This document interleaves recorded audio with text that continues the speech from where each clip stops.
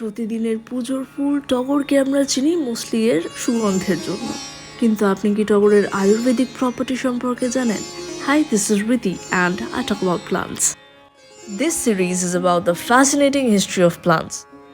বহু প্রাচীন ভারতীয় লিপিতে এমনকি পুরাণেও টগরের আয়ুর্বেদিক গুণের বেশ চর্চা আছে।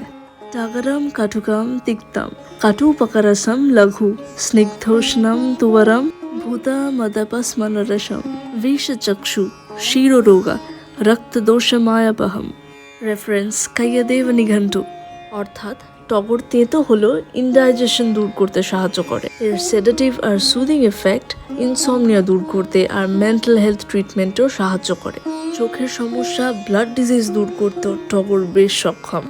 টগর থেকে পাওয়া ভ্যালেরেনিক অ্যাসিড নার্ভাস সিস্টেমের জন্য খুবই উপকারী। মডার্ন মেডিসিনেও নার্ভকে শান্ত করার জন্য টগর সাপ্লিমেন্টসের ব্যবহার হয় প্রচুর। So next time when you see this little fellow, don't underestimate it.